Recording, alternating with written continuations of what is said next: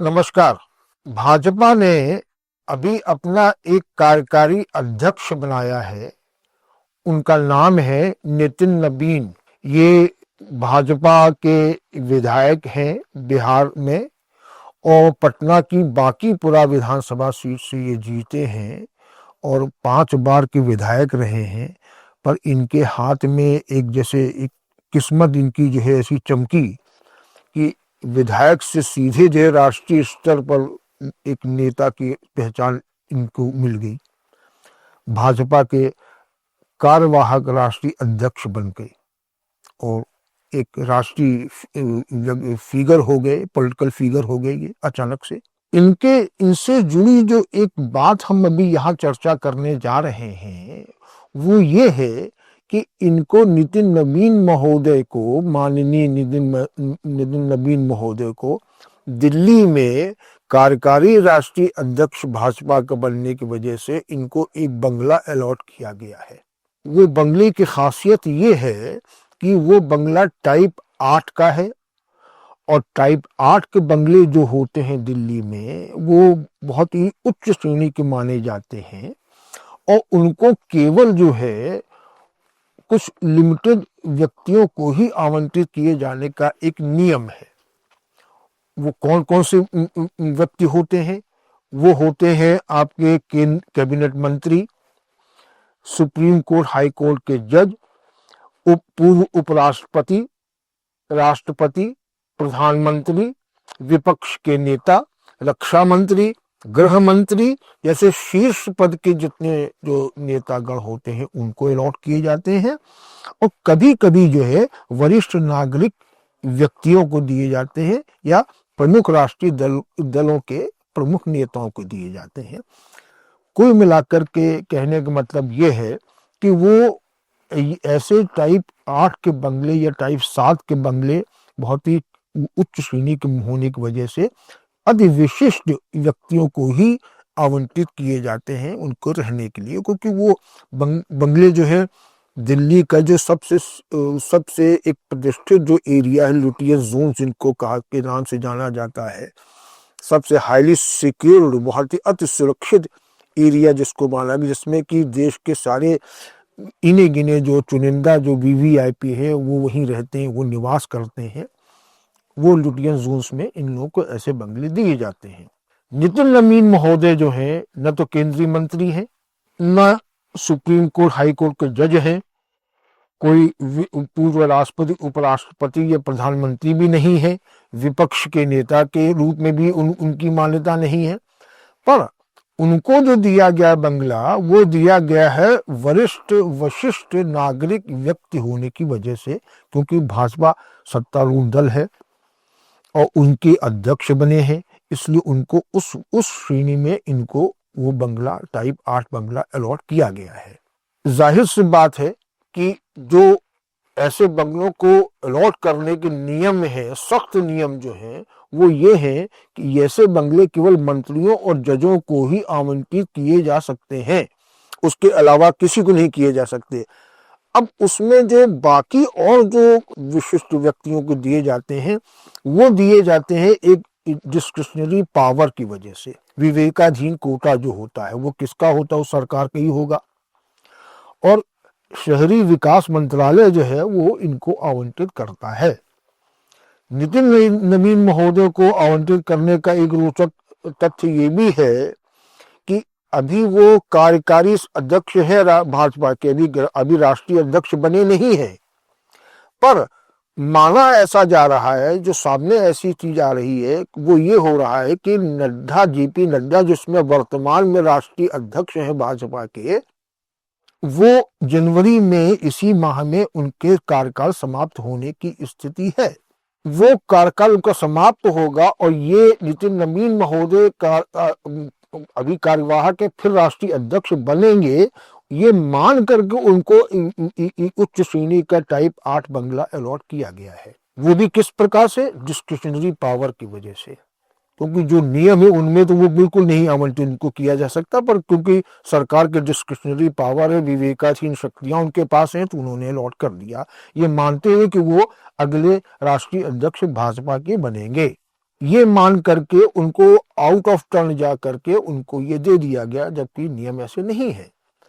और दिया भी किस लिए गया है, जो कि सामने बात आ रही है, वो इसलिए दिया गया कि उनको जेड श्रेणी की सुरक्षा उनको मिली हुई है, विशिष्ट राजनीतिक व्यक्ति हो चुके हैं, इसलिए लिहाजा उनको डिस्क्रिशनरी पावर में दे दिया गया।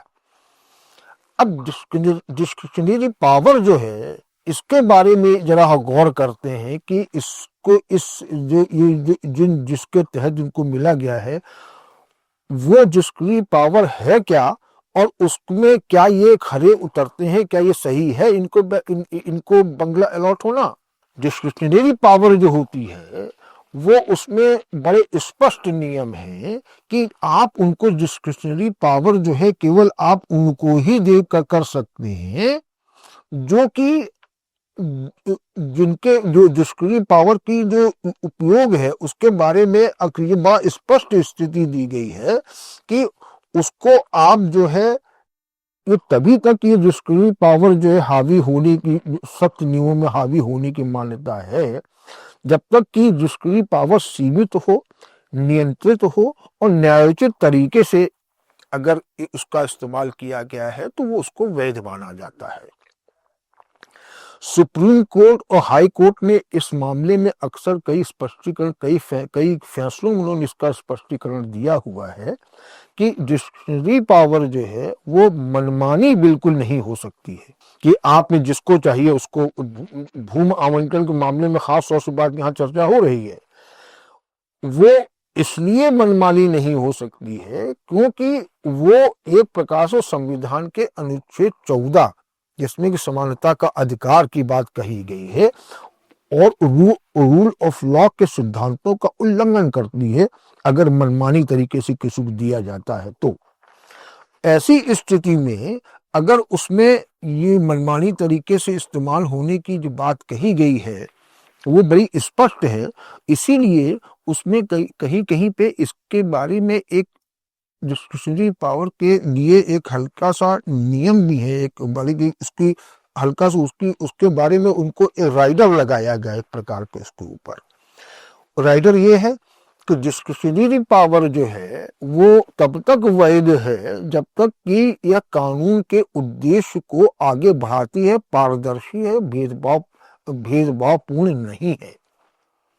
सुप्रीम कोर्ट ने बड़ा स्पष्ट इसके बारे में कहा है कि डिस्क्रिशनरी पावर जो है वो अगर सख्त नियमों को दरकिनार कर रही है तो वो अवैध कही जाएगी।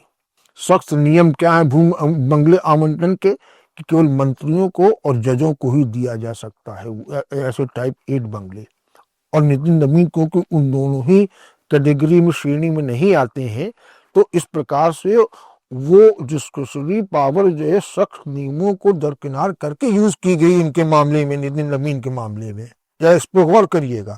तो ये डिस्क्रिशनरी पावर भी अगर ऐसी उस कसौटी पे देखी जाए तो वो भी एक प्रकार से अवैध ही है। इसके बारे में डिस्क्रिशनरी पावर के बारे में ही हम आगे इस पर चर्चा और करते हैं कि सुप्रीम कोर्ट ने, हाई कोर्ट ने कई मामलों में इसको बड़ा स्पष्ट किया गया है और इसको आप उस पर तुलना करिए कि नितिन नवीन को बंगला क्यों मिल गया। हम तो इस पे हम तो क्वेश्चन मार्क उठा रहे हैं, उतने उठाने की स्थिति बनी हुई है। सुप्रीम कोर्ट ने इसमें एक फैसला हुआ था 1996 में, उसमें उसने कहा था कि विवेकाधीन शक्तियों का इस्तेमाल केवल अनुचित कष्ट के मामले में ही किया जा सकता है, वो भी वित्त मंत्रालय की सहमति से। नितिन नवीन महोदय को अनुचित कष्ट कहां से हो गया जिसके लिए विवेकाधीन शक्ति का इस्तेमाल किया गया? एक सवाल तो ये उठता है। दूसरा, उसने फैसले में बड़ा स्पष्ट उसने किया उसी 1996 के फैसले में कि डिस्क्रिशनरी पावर जो है अगर वो अब्यूज हो रही है, दुरुपयोग उसका हो रहा है तो वो अवैध है। तो क्या हम ये माना जा सकता है कि नितिन नवीन के मामले में डिस्क्रिशनरी पावर का दुरुपयोग किया गया है? तो ये सीधे स्पष्ट तौर पर ये अवैध आवंटन इसको माना जा सकता है। आगे इसी बात में एक और आगे की स्थिति और बनती है। आप देखिए, जब गौर करिएगा, सुप्रीम कोर्ट ने 2011 के एक फैसले में बड़ी स्पष्ट बात कही थी कि विवेकाधीन भूमि आवंटन की शक्तियां गरीबों और जरूरतमंद लोगों के लिए है, न कि अमीर और प्रभावशाली व्यक्तियों के लिए। ये फैसले पर अगर गौर किया जाए तो इस मामले में तो एक सीधे सीधे सुप्रीम कोर्ट का ये मानना है कि प्रभावशाली व्यक्तियों को तो विवेकाधीन कोटे के तहत कुछ लाभ मिलना ही नहीं चाहिए। अगर सुप्रीम कोर्ट को उस रूल पर जाते हैं, उस फैसले पे जाते हैं 2011 वाले पर। इसी प्रकार 2012 में आप देखिए कि ये एक कोर्ट और सरकार का द्वंद्व भी इसमें दिखाई पड़ता है, डिस्क्रिशनरी पावर को लेकर के। वो द्वंद्व देखिए कि 2012 में केंद्र सरकार ने सुप्रीम कोर्ट में ये कहा था कि 5% विवेकाधीन कोटा बनाए रखा जाए ताकि उनको उसको कुछ शक्तियां मिले, वो शक्तिहीन न हो जाए। इस मामले में ऐसे अनुचित आवंटन करने के लिए उन्होंने मांगा। तो अदालतों ने स्पष्ट कहा उस मामले में, सुप्रीम कोर्ट, हाई कोर्ट ने, कि डिस्क्रिशनरी पावर केवल सीमित ही रखी जा सकती है, इसको आगे असीमित शक्तियां लेने पर आपका छूट हम इसमें नहीं दे सकते हैं। कुल मिलाकर के आप डिस्क्रिशनरी पावर को, भाई एक प्रकार से उसको कोर्ट ने भी या कहीं इसको नकारा नहीं है, पर उसने उस पर राइडर्स लगाए हैं, कंडीशंस लगाई, शर्तें लगाई हैं। वही शर्तों की बात अगर हम करें तो डिस्क्रिशनरी पावर को कानूनी मान्यता है तब तक जब तक वो रिकॉर्डेड, न्यायोचित और सार्वजनिक हित में न हो। अगर वो सख्त नियम जो बने हुए हैं उन पर अगर हावी हो रही है डिस्क्रिशनरी पावर, तो उसको असंवैधानिक माना जा सकता है और उसको पीआईएल लगा करके ऐसे फैसले को चुनौती दी जा सकती है। कहने के मतलब ये है कि अगर नितिन नवीन महोदय को ये बंगला आवंटित किया गया है और जो नियम, शर्तें और जो कोर्ट के जो तमाम राइडर्स पे या शर्तों की पर गौर करते हैं, जो कि अभी हमने जिनका उल्लेख किया है, तो नितिन नवीन महोदय को ये बंगला आवंटन इस समय होना ही नहीं चाहिए था। सख्त नियम के बिल्कुल खिलाफ हुआ है और इसको कोई भी जना जो है वो पीआईएल लगा करके चुनौती दे सकता है और उसकी जो पीआईएल है उस पर कोई भी कोर्ट, माननीय कोर्ट से संज्ञान ले सकते हैं, फैसला दे सकते हैं। तो अभी इसलिए इसका यही एक सामने बात आती है कि ऐसा आवंटन की आवश्यकता क्या पड़ गई जब आपके भाजपा के पास, जो कि जिसके बारे में अभी अगर हम चर्चा कानून की और नियमों की कर रहे हैं, जिस प्रकार से, उस प्रकार से अगर देखा जाए तो उनको जो है ये आवंटन अनुचित नहीं हुआ है। और अगर कानून की कसौटी पर अवैध ही बना जाएगा तो सरकार को ऐसे आवंटन की नौबत क्यों आ गई, इस पे चर्चा होनी चाहिए, इस पे बातचीत होनी चाहिए, ये मुद्दा और आगे बढ़ना चाहिए। वो आवंटन वो भी तब हुआ जबकि उस भाजपा का राष्ट्रीय अध्यक्ष अभी तक मौजूद है। अभी जेपी नड्डा महोदय जो है, जो कि केंद्रीय मंत्री भी हैं, पर वो अपने संगठन का भी एक प्रमुख अध्यक्ष पद संभाल रहे हैं, वो अभी पद पर बने हुए हैं। उनका कार्यकाल अभी खत्म नहीं हुआ है, उनका इस्तीफा नहीं वहां से हुआ है। और उनको, और गौरतलब बात यह भी है कि वो भी लिटियन जोन्स में ही इनको एक बंगला मिला हुआ है, आवंटित है केंद्रीय मंत्री के रूप में, और भाजपा अध्यक्ष जो वर्तमान है उसके रूप में भी मान लिया जाए, जैसे कि इसमें एक श्रेणी दी गई है कि साहब विशेष राजनीतिक व्यक्तियों को वो भी दिया जा सकता है। तो एक राष्ट्रीय अध्यक्ष के रहते हुए उनको लिटियन जोन में बंगला बाकायदा उनको मिला हुआ है जिसमें वो रह रहे हैं। ऐसे में उसी टाइप 8 श्रेणी का बंगला लिटियन जोन में ही देने का, कार्यवाहक अध्यक्ष महोदय को आवंटित करने के बंगले के क्या औचित्य है। और वो मिला उनको कहाँ पे बंगला है, वो 9 सुनहरी बाग रोड पर मिला है, जो कि नेता प्रतिपक्ष राहुल गांधी के बंगले के बगल में है।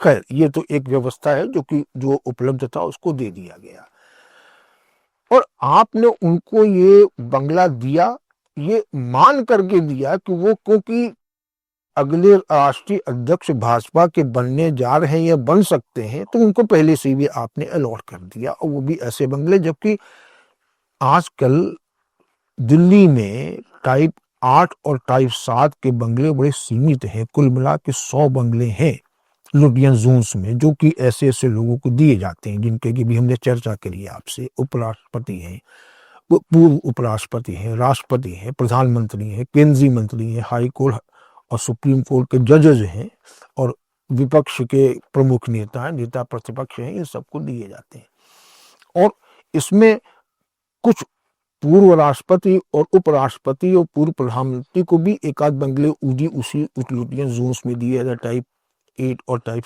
7 के 8 के दिए जाते हैं। टाइप 8 बंगले को लेकर के जहां इतनी एक मारामारी है, इतनी एक क्राइसिस की स्थिति होती है, तो वहां क्योंकि लिटियन जोन में हम बता ही चुके हैं, एक बड़े सीमित बंगले हैं वहां लिटियन जोन्स में, और उसमें वीआईपी कई होते हैं जो कि आवंटन की प्रतीक्षा में रहते हैं। आपने सारी क्राइसिस को, सारी मारामारी को आपने दरकिनार करते हुए, नजरअंदाज करते हुए, आपने नितिन नवीन महोदय को आपने बंगला आवंटित कर दिया। अगर यही निर्णय, यही फैसला आपको कुछ समय बाद ले लेते, क्योंकि इसमें देखिए एक तथ्य और है जो गौरतलब है। नितिन नवीन महोदय को बंगला तो आवंटित हो चुका है, पर उन्होंने अभी उसमें अपना अधिकार वहां रहना शुरू नहीं किया है। जेपी नड्डा महोदय का राष्ट्रीय अध्यक्ष, भाजपा अध्यक्ष पद से कार्यकाल उनका समाप्त होने वाला इसी जनवरी माह में। तब जनवरी में ही दोनों घटनाक्रम होने हैं। नितिन नवीन को नए बंगले में आना है, जेपी नड्डा का कार्यकाल समाप्त हो रहा है राष्ट्रीय अध्यक्ष पद का। तो अगर ये सारा कुछ, अगर उनके राष्ट्रीय अध्यक्ष पद का कार्यकाल समाप्त होने के बाद नितिन नवीन महोदय की औपचारिक घोषणा राष्ट्रीय अध्यक्ष भाजपा के होने की हो जाती, उसके बाद अगर ये बंगला आवंटित किया जाता, भले ही जो बंगला आवंटित किया गया है, चाहे जैसी भी इस कंडीशन, शर्तें होती, नियम होते, उनके देखते हुए, उनको जायज ठहराते हुए आपने बंगला आवंटित कर दिया है, पर यही बंगला अगर उनके औपचारिक रूप से, अधिकृत रूप से राष्ट्रीय भाजपा अध्यक्ष बनने के बाद अगर उनको आवंटन प्रक्रिया उनकी होती, आवंटन बंगले का हो जाता, उस तो इस पे एक अनावश्यक उंगली नहीं उठती, उस पे यहाँ चर्चा हम लोग नहीं करते हैं। और चर्चा भी इसलिए कर रहे हैं कि एक आप, भाजपा इस समय केंद्र में शासन में है, उसके सारे निर्णय को जनता, देश सब कुछ देखते हैं, सब जगह कार्यपालिका भी देख रही है, न्यायपालिका भी देख रही है, मीडिया भी देख रहा है, जनता भी देख रही है। तो आपको तो अपने हर फैसले को बड़े सोच समझ के लेना चाहिए, जिसपे अनावश्यक रूप से, ये एक बहुत ही गंभीर मुद्दा नहीं है, पर फिर भी जो है, क्योंकि ये केंद्र सरकार, केंद्र में बैठे सत्तारूढ़ दल ने ये फैसला लिया है अपनी डिस्क्रिशनरी पावर को यूज करते हुए, जिसका कि नियमों के अनुसार घोर ही मनमानी जिसको माना जा सकता है इस आवंटन प्रक्रिया को। तो ऐसे अनावश्यक फिजूल जो तूल पकड़ने वाले फैसले हैं, उनसे बचना चाहिए। ये एक ऐसी उम्मीद हम लोग कर सकते हैं इस चर्चा को लेकर के।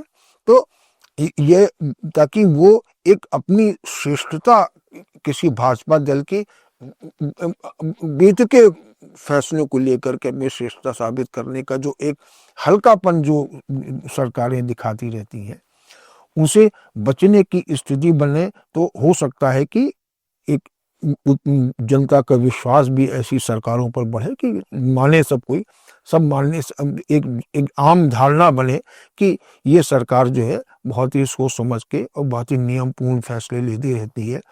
और ये बात इस भाजपा सरकार पे इसलिए भी लागू होती है क्योंकि उनके जो शीर्ष नेतृत्व है, जो प्रधान सेवक महोदय हैं, वो अक्सर ये सीना ठोक ठोक के कहते रहते हैं कि हम भ्रष्टाचार नहीं होने देंगे, न खाएंगे न खाने देंगे, न हम सबको, हम जो भी कुछ करेंगे नियम संयम से करेंगे। जहाँ ऐसे बयानबाजी आप बिल्कुल खुल के देते हैं, बिना किसी संकोच के, बिना किसी आत्मग्लानि के, ऐसे फैसले, ऐसे विवादास्पद फैसले लेने के बिना किसी उसके खुल के बात ये करते हैं कि हम ऐसे काम करने जा रहे हैं, हम नियम से ही अपने काम करेंगे, सरकार चलाएंगे। तो ऐसी पार्टी, ऐसे शीर्ष नेतृत्व के ऐसे बयानबाजी को ध्यान में रखते हुए भी ये जो फैसला है नितिन नबीन को बंगले आमंत्रण का, वो बड़ा ही एक दुर्भाग्यपूर्ण माना जा सकता है। ऐसे फैसलों से सरकार बचे, और अगर बचे और ऐसे बड़बोले जो बयान जो होते हैं, जो अलग बयान, कथनी और करनी में फर्क की जो बात इनकी दिखाई दे रही है इस मामले को लेकर के, उससे बचने का एक सही रास्ता यही हो सकता है कि समय पर अगर कोई काम किया जाए, विवेकाधीन कोटे का जो होता है वो भी, उसका इस्तेमाल भी सोच समझ के किया जाए, तो बेहतर स्थिति बन सकती है। जनता के बीच में एक अच्छी छवि, एक अच्छा संदेश जाएगा। इसी के साथ हम इस चर्चा को यहाँ विराम देते हैं। नमस्कार।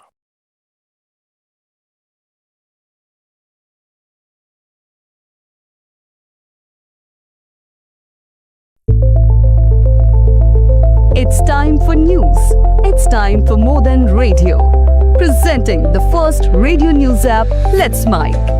Let's Mic, a news-based app on your phone where you get to watch and listen news, talk shows, interviews, radio show podcasts. On Let's Mic, you get all relevant information of TV, print, radio, podcast, and digital. Let's Mic talks about every segment of life.